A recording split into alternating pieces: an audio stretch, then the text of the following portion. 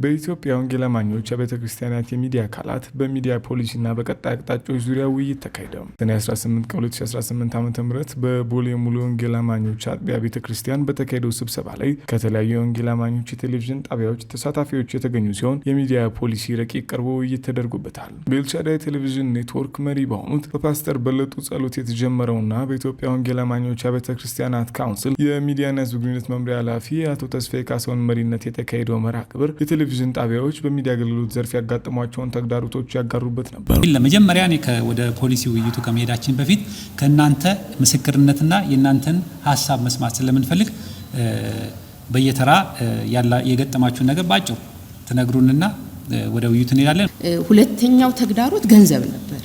እግዚአብሔር ይመስገን ከብዙ ዘመን በኋላ ነው ቀንሶ ያው ስርጭቱን በጣም ትንሽ ነው፣ እንደ ድሮ ሰፊ አይደለም። በጣም ውስን የሆነ ቦታ ነው አሁን የቻናላችን ስርጭት የሚደርሰው።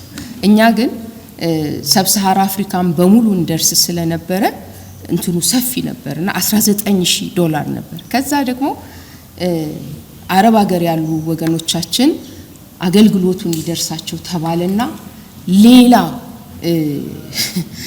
በዩሮ 9500 ዩሮ በየወሩ እየከፈልን ነበር ምናገለግለው።